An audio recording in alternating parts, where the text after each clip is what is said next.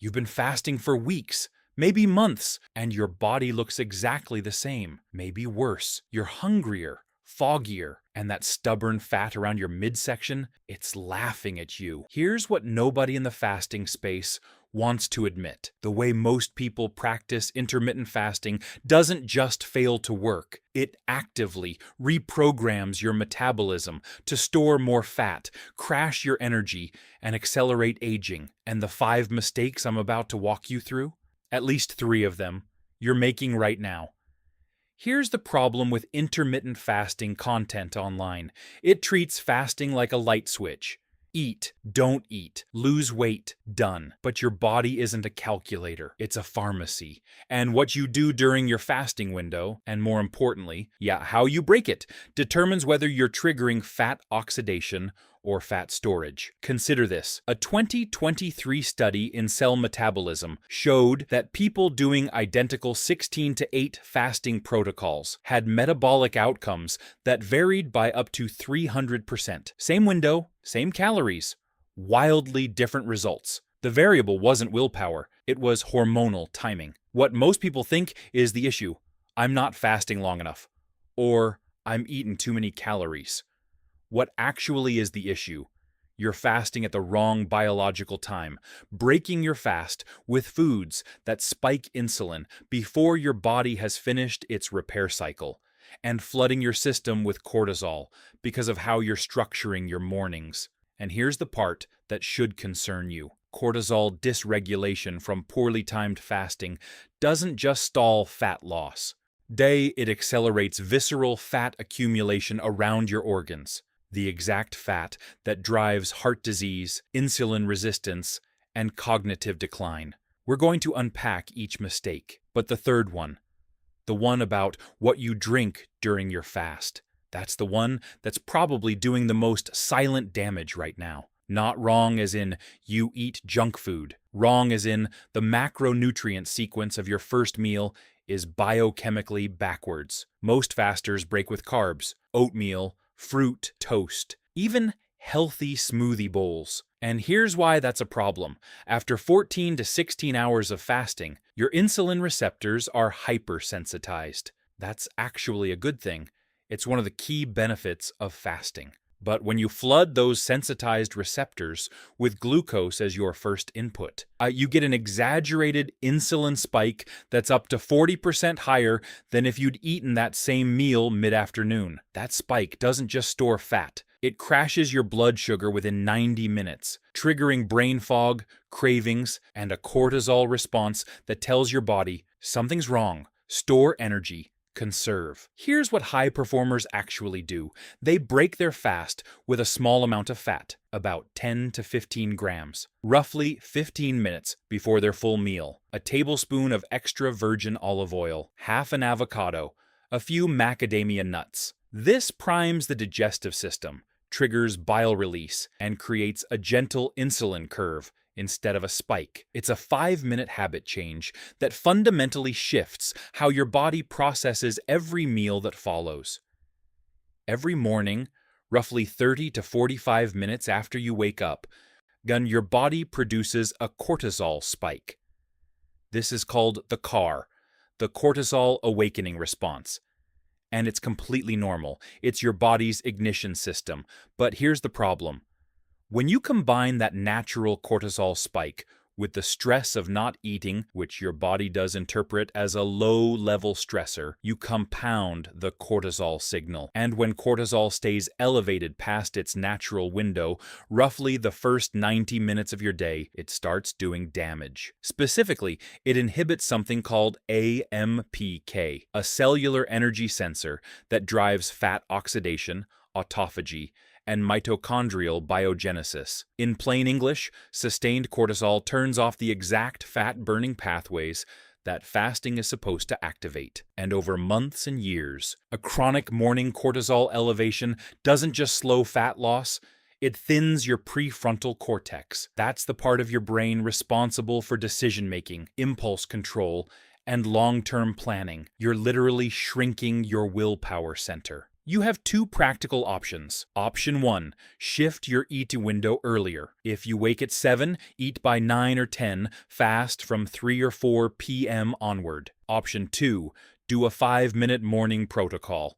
Within 30 minutes of waking, 2 grams of L-theanine, sunlight exposure, and slow nasal breathing for 60 seconds. Let me ask you something. What do you drink during your fasting window? If you said black coffee, you probably feel pretty good about that answer. And for most people, black coffee during a fast is fine. But there are 2 scenarios where it's actively sabotaging you. Scenario 1, you're a slow caffeine metabolizer. Roughly 40 to 50% of people carry a variant of the CYP1A2 gene that slows caffeine clearance. If that's you, the coffee you drink at 7 a.m.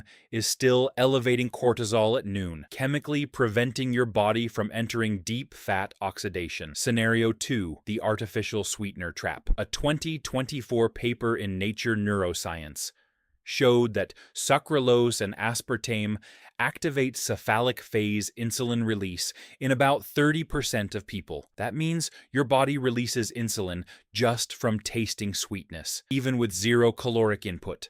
And once insulin is present, even in small amounts, autophagy decelerates significantly. The cleaner play, mineral water, with a pinch of sea salt and a squeeze of lemon. Electrolytes without the hormonal noise. Simple, boring, effective. Most fasting content focuses on when you eat. Almost none of it addresses in what order you eat within your meals. And this is where the incretin effect becomes your most powerful tool, or your biggest blind spot. Your gut releases hormones called incretins, GLP-1 and GIP, in response to food. These hormones amplify insulin's signal to your cells. But here's the key. They're sequence-dependent. The order in which nutrients hit your small intestine changes the magnitude and timing of your insulin response by up to 50%. The research, primarily from Weill Cornell Medicine, shows a consistent hierarchy. Fiber first, fat and protein together. Second, carbohydrates last. When you eat in this order, your glucose spike after the meal drops by 40 to 75%, compared to eating the same foods in reverse order. Same food, same calories. Radically different hormonal outcome. Your last meal before your fasting window begins is doing more metabolic work than any other meal you eat, and almost everyone gets it catastrophically wrong. Here's the mechanism. During the first 4 hours of your fast, which for most people is the first 4 hours of sleep, your body transitions from glucose metabolism to fatty acid oxidation. This transition is called the metabolic switch, and its speed and completeness depend almost entirely on what you ate last. If your final meal was high glycemic, pasta, rice, bread, dessert, your liver spends those critical first hours processing glycogen. Your insulin stays elevated, and the metabolic switch doesn't flip until 3 or 4 a.m., cutting your effective fat-burning window nearly in half. The protocol for your last meal: moderate protein, high fiber, high fat, minimal refined carbohydrates. Think salmon with roasted vegetables and olive oil, or a big salad with avocado, eggs, and seeds. And one tactical addition: 2 tablespoons of raw apple cider vinegar diluted in water, 15 minutes before that last meal. The acetic acid slows gastric emptying and reduces the glucose response by approximately 20 to 30%, shifting the timing of your metabolic switch by roughly 90 minutes earlier into your sleep cycle. There's a conversation happening in fitness communities right now that's getting louder. And it's getting louder because people are finally noticing the gap between what they were told and what their body is actually doing. Protein has been positioned as the hero of every fat loss story. Eat more of it. Time it around workouts. Prioritize it at every meal. And look, protein matters. Leucine-triggered muscle protein synthesis is real. But here's what the protein-first crowd consistently gets wrong. Muscle isn't built during the meal. It's built during recovery. And recovery is a hormonal event, not a nutritional one. If your cortisol is chronically elevated, which we've established it likely is, your body will break down muscle tissue faster than dietary protein can rebuild it. This is called a catabolic environment, and you can eat 200 grams of protein a day inside a catabolic environment and still lose muscle mass. Protein timing, without hormonal context, is like pouring water into a bucket with a hole in the bottom. The fat loss conversation around intermittent fasting dominates everything. But the more consequential story is what's happening 3 pounds behind your eyes. During a clean, properly executed fast, your brain undergoes something remarkable. BDNF, brain-derived neurotrophic factor, rises significantly. BDNF is often called miracle grow for the brain. It drives neuroplasticity, accelerates learning, sharpens working memory, and provides a degree of protection against neurodegenerative decline. This is why many people report their best cognitive days on fasting days, not despite the absence of food, but because of it. But here's the flip side. When you execute fasting incorrectly, with elevated cortisol, disrupted sleep from poor final meals, and insulin noise from artificial sweeteners, BDNF production is actively suppressed. You don't just lose the cognitive upside, you create the conditions for cognitive regression. The brain fog you're attributing to hunger isn't hunger, it's your nervous system running a stress response in what should have been a repair window. The difference between a fast that builds your brain and one that quietly erodes it comes down entirely to the variables we've been talking about. 6 weeks is not arbitrary. It's the approximate timeline for measurable circadian recalibration, meaningful shifts in leptin and ghrelin sensitivity, and the early stages of mitochondrial adaptation, the process by which your cells become more efficient at producing energy from fat. Most people quit at week 3, not because the protocol isn't working, but because week 3 is where the adaptation lag hits hardest. Your old hormonal patterns are fading, but the new ones haven't fully stabilized. You feel flat, motivation dips, results seem to stall. This is the exact moment most fasting programs lose their followers, because they sold a linear result curve that biology simply doesn't follow. The truth is, the body adapts in waves, not straight lines. If you can hold the protocol through that uncomfortable middle stretch, the 2-week plateau that almost everyone misreads as failure, what emerges on the other side is a metabolic baseline that is genuinely different. Not just lighter, different. Your hunger cues become more accurate. Your energy stops cycling. Your body stops defending the old fat level and starts defending the new one. That's the shift worth working toward. Here's what almost no fasting content addresses, and it may be the single biggest variable separating people who transform from people who plateau indefinitely: the state of your gut microbiome at the moment your fast begins. Your gut contains approximately 38 trillion microorganisms. These bacteria don't just digest food, they directly regulate your metabolic hormones. Specifically, certain bacterial strains produce short-chain fatty acids, like butyrate and propionate, which signal your hypothalamus to upregulate fat oxidation and downregulate hunger. But here's the critical piece.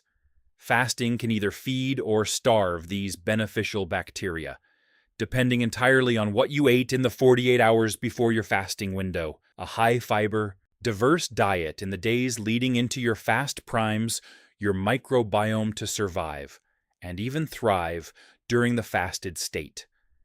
It enters a kind of metabolic hibernation that preserves its function. But if you entered your last feeding window eating processed food, refined carbohydrates, and low dietary variety, your microbiome is already compromised. And when you fast on top of a depleted microbiome, something counterproductive happens.